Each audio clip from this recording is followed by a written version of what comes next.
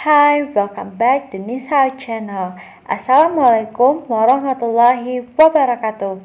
Selamat pagi, selamat siang, dan selamat malam buat teman-teman kapanpun dan dimanapun berada. Kali ini kita akan membahas mengenai inventory. Nah, buat teman-teman yang ingin mendalami bisa langsung buka buku Intermediate Accounting IFRS edisi ketiga, tepatnya di bab 8.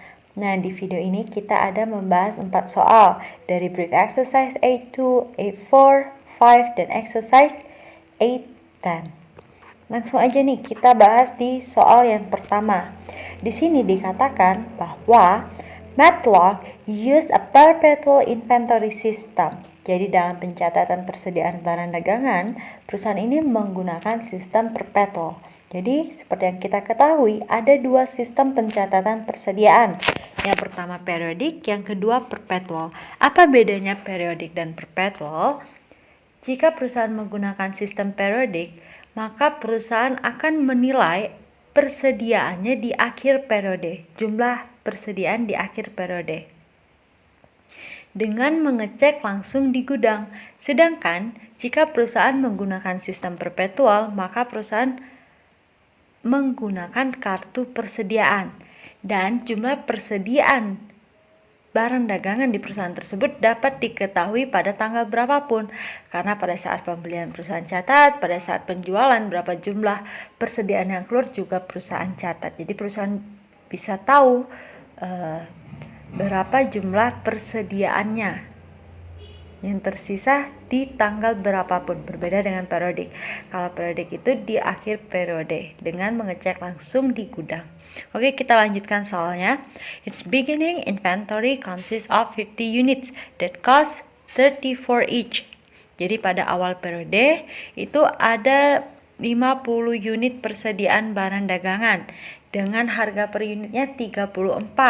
Dan selama bulan Juni, during June, the company purchased 150 units at 34. Jadi selama bulan Juni perusahaan itu membeli 150 unit di harga 34 dan mengembalikan 6 unit kepada supplier dengan alasan tertentu ya. And sold 125 unit at 50 each. Oke. Journalized the June transaction. Jadi di sini kita diminta untuk menjurnal transaksi di bulan Juni. Nah, di sini udah dibuatkan bagannya walaupun tidak bergaris. Tapi buat teman-teman yang mau mencatatnya bisa kasih garis biar lebih rapi. Ada beginning inventory, jumlahnya unitnya ada 50 dengan harga per unit 34. Bagaimana cara menjurnalnya? Nah, untuk beginning inventory itu tidak diperlukan entry. So, kita tidak perlu menjurnal persediaan awal barang dagangan. Nah, bagaimana jika terjadi pembelian? Nah, ini perusahaannya menggunakan perpetual inventory system, maka pada saat pembelian itu dicatat di debit akun inventory ataupun merchandise inventory. Jadi inventory pada accounts payable apabila pembeliannya terjadi secara kredit. Kalau secara tunai, inventory pada cash sebanyak 5.100. Nilainya ini didapatkan dari 150 unit ya, unit yang dibeli dikalikan harga per unitnya pada saat beli. Nah, jadi 150 kali 34 dapatlah di sini 5.100. Lalu bagaimana jika ada pengembalian, purchase return? Kalau ada purchase return, maka jurnalnya tinggal dibalik, accounts payable pada inventory. Nah, accounts payable pada inventory-nya jumlahnya ada 204, didapatkan dari 6 kali 34. 6 ini apa? 6 ini adalah unit yang dikembalikan dan 34 adalah harga unit yang dikembalikan tersebut. Lalu di bulan Juni juga ada penjualan sebanyak 125 unit di harga 50. Maka perlu dicatat account receivable apabila penjualannya terjadi secara kredit. Kalau misalnya tunai, catatannya adalah cash, pengganti accounts receivable. Nah, pada kreditnya itu adalah sales, penjualan. Jadi accounts receivable pada sales, accounts receivable-nya bertambah, sales-nya bertambah sebanyak 6.250. Bagaimana menghitung 6.250 ini? Tinggal dikalikan aja berapa unit yang terjual dengan harga jualnya. Nah, karena kita menggunakan sistem perpetual, maka di sini kita perlu mencatat berapa harga pokok penjualannya. Berapa sih modal dari barang dagangan yang kita jual? Nah, cara mencatatnya cost of goods sold pada inventory. Jadi inventory kita itu dikurangi ya, karena terjual kan keluar. Sebanyak 4.250 didapatkan dari unit yang terjual dikali harga pokoknya. Harga pokoknya itu dari harga pembelian unit yang perusahaan jual, yaitu 34. Dapatlah di sini 4.250. Oke, kita lanjut ke brief exercise 84. Di sini dikatakan bahwa Jakarta Ltd use a periodic inventory system. Nah, untuk brief exercise yang ini kita menggunakan sistem periodic, berbeda dengan yang tadi perpetual. Nah, for June, when the company sold 600 unit. Jadi selama bulan Juni perusahaan menjual 600 unit. The following information is available ya. Di sini ada inventory di awal bulan ya, inventory tanggal 1 Juni. Sisanya ada 150 unit dengan harga per unitnya 5 dan total costnya 750.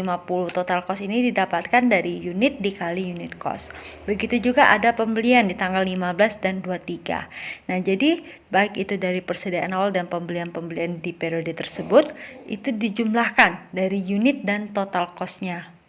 Nah, jadi unitnya ada 1150 ya. Units available for sale atau goods available for sale. Goods yang tersedia untuk kita jual dengan total cost-nya untuk mendapatkan merchandise inventory tadi itu senilai 7.550. Lalu di sini kita diminta apa? Diminta untuk compute the 30th of June inventory and the June cost of goods sold using the average cost method.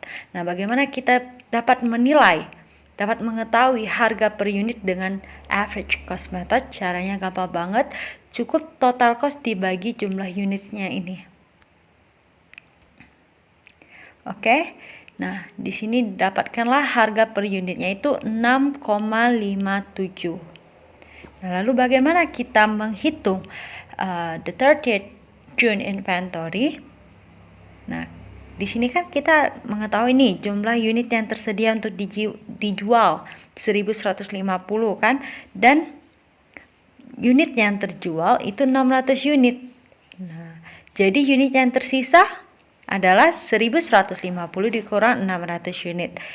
Di sini didapatkan nilai 550 unit yang tersisa. Oke. Nah, untuk mencari jumlahnya, total cost dari unit yang tersisa, tinggal dikalikan saja 550 unit slab ini dengan nilainya yang udah dihitung menggunakan weighted average cost 6,57 itu. Jadi 550 unit dikali 6,57, dapatlah di sini 3.614 sebagai jumlah ending inventory. Nah, lalu bagaimana dengan cost of goods sold-nya? Cost of goods sold-nya juga gampang banget nih di sini. Cukup kita kurangi ya cost of goods available for sale, yang ini total cost, dikurangi ending inventory. Ending inventory-nya udah kita dapatkan sebelumnya di 3.614, maka kita mendapatkan cost of goods sold. Nah, ataupun bisa juga karena kita udah tahu when the company sold 600 di atas soal ini tadi dikatakan bahwa perusahaan menjual 600 unit, maka tinggal 600 unit kita kalikan dengan cost per unit menggunakan weighted average. Jadi 600 dikali 6,57, maka hasilnya 3.936. Nah, jadi bisa dua cara yang teman-teman dapat gunakan. Oke, lanjut kita ke yang ini. Brief exercise 8.5. Jadi data for Jakarta Ltd are presented in brief exercise 4. Compute the 30th of June inventory and the June cost of goods sold using the FIFO method, first in first out. Nah, kalau tadi kita ngomongin menggunakan metode weighted average, kalau sekarang first in first out. Nah, di sini dikatakan ya, sama soalnya dengan yang tadi. Oke, kita lewatin aja. Nah, kita perlu menghitung June 30th ya, 30th of June inventory. Itu dapat kita hitung dengan 1150 dikurang 600 unit, karena kita udah tahu ya sisalah 550 unit yang tersisa. Oke, 550 unit yang tersisa ini itu dari bawah atau dari atas kita ambil. Jadi di sini dikatakan bahwa first in first out, yang duluan masuk duluan keluar. Maka yang terjual 600 unit ini diambil dari tanggal 1 Juni. 1 Juni kan ada 150 nih persediaan barang dagangan yang tersisa kan. Nah, 150 dikalikan 5. Nah, itu sold 150-nya. Yang kedua, sold 450 dari persediaan barang dagangan yang didapatkan dari pembelian di tanggal 15 Juni.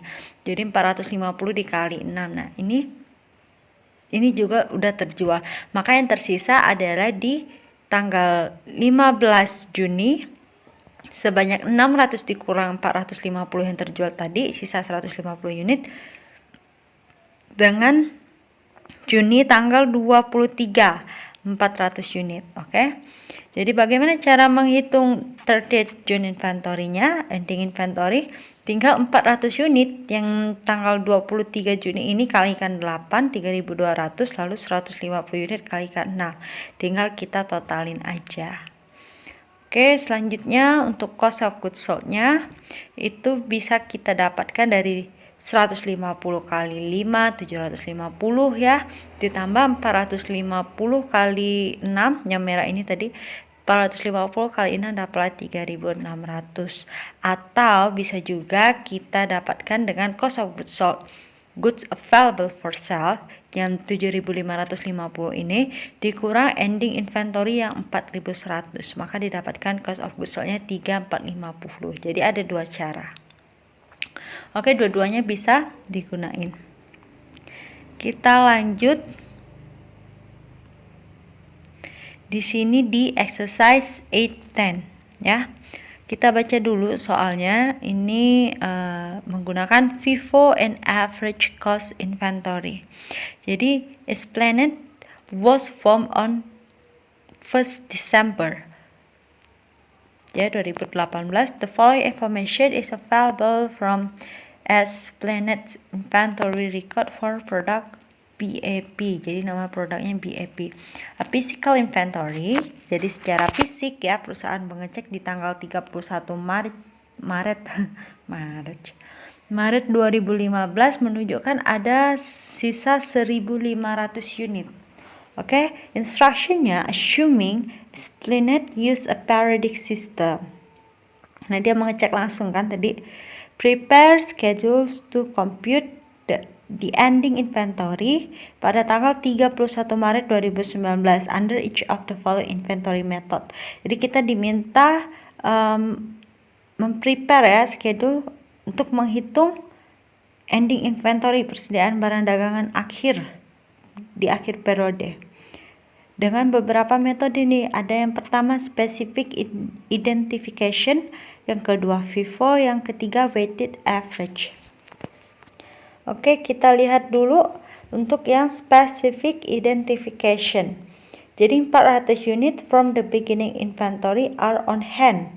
Nah, yang mana?